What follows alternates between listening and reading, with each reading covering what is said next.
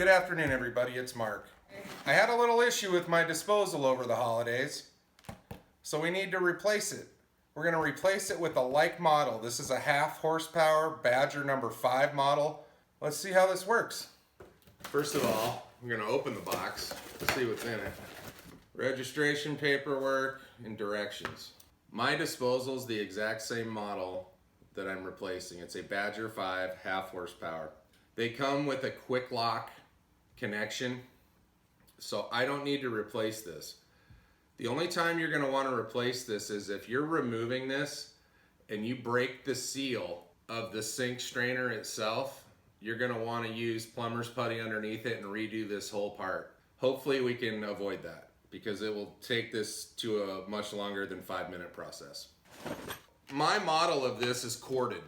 There are going to be models that aren't corded. I do have an outlet in my under sink area. If you have to hardwire your disposal, you want to turn off your breaker at your power panel. It should be dedicated. It should say disposal in the power panel if it's labeled. You would end up tapping into this right here. There's this little 2x2 box. You take these screws off and it'd be hardwired right into here. In my case, it's a lot quicker. It's corded. One other thing, it's a big deal. This little pipe up top here is for your dishwasher, and it has a plug in it. You need to knock this plug out before you hook up that hose or it's gonna do nothing.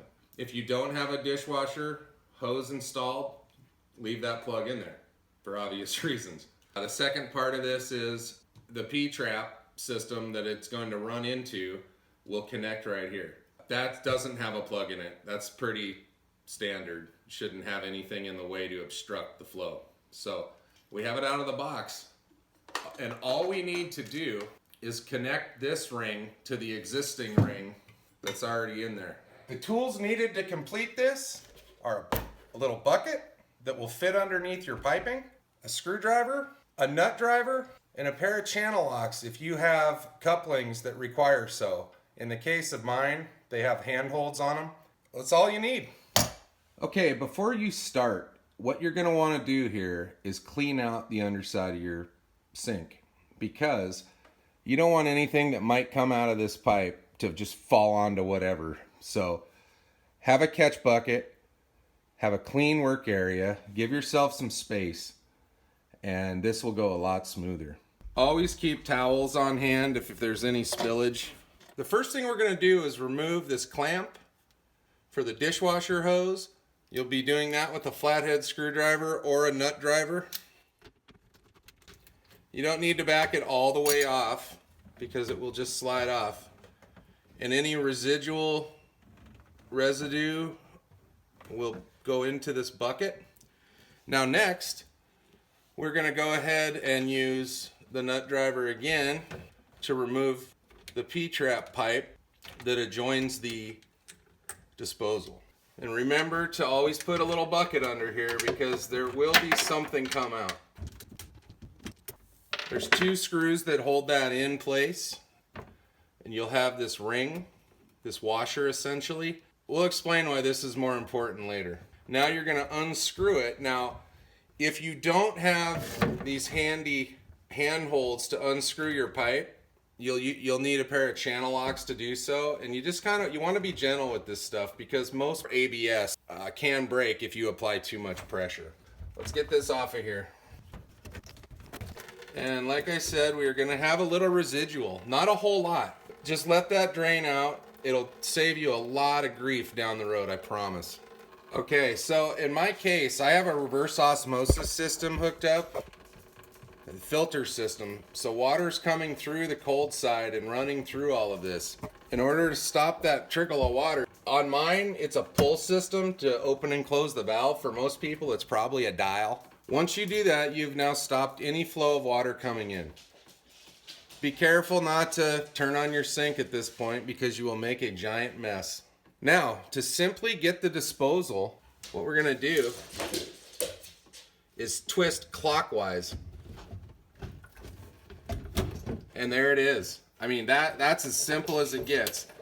You will have water in the disposal, so you're going to want to drain that out before you remove it. Now we are completely removed, keeping our bucket right here for any dripping. So the old one's out. Now it's important to remember the orientation because you gotta have it lined, the pipes need to line up. ABS is pretty unforgiving. Knocking this plug out isn't as glamorous as it looks. It just doesn't come out. It's a piece of plastic ABS and you're basically knocking it through. There we go. You wanna get these residual pieces of plug out of here because you don't want it grinding first thing out of the gate, right? And I mean, it's plastic. It's probably not going to do a whole lot of damage. It's just better. In order to get the new one in, remember we removed it clockwise. So we're going back in counterclockwise. Now that we have the ring up nicely even with the threads, what we're trying to do is catch these little catches right here. And they catch in this area. So we're going to line up the disposal with the pipe. You spin it back on, lining up these holes. And you will have a little adjustment once it's in there. My hole is right here. Now I've pushed this pipe back in towards the P-trap to give me a little more space when installing this. So now that everything's where it needs to go, do not tighten this ring until you've seated this section to the disposal. That is key. Otherwise you could have a void and that will create leakage. The reason, I told you I'd get back to this, the reason you do not want to over torque this because you can break the threading in this housing. It doesn't need to be super tight. I always like to start with the hardest one first, so in this case it being the one behind the pipe. Then we're going to come forward and do it right here. I have temp installed the rear fastener. Couple turns, like I said, not too tight. A little tighter than an oil filter, I guess would be a good example. Okay, that's done. We're going to reattach our dishwasher line, and don't forget to knock that out. I know I said it 3 times now, but it's not fun to do after the fact. And this is the same as well. You don't need to smash this down because if you do, you can break this sleeve. And so, you know, you want to avoid that. And I always try to leave my fasteners facing me so I don't have to do stuff like this in the future. Now we tighten it back up at the pipe. Same thing here. Do not over tighten this stuff. It will strip out the threads and it will crack eventually. Now we're going to turn our water back on and test for leaks. And the last step is to simply plug this back in. And there, folks, is a 5-minute install of a Badger Model 5 half horsepower disposal. You never want to run a disposal dry. That is important. We're going to throw a little water in it to check for leaks, which I'm not seeing any. Now we're going to run the disposal for a second to check for operation. And we have success. And that, folks, is a quick and simple installation of a Badger 5 half horsepower disposal.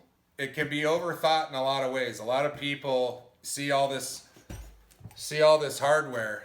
Now, if you don't have a system like this, you will have to replace everything, which underneath this side, you will need plumber's putty pinching in between the bottom of the sink and the underside of the sink.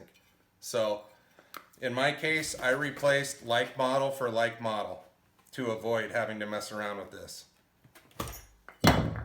Thank you for watching. We'll see you in the future. Goodbye.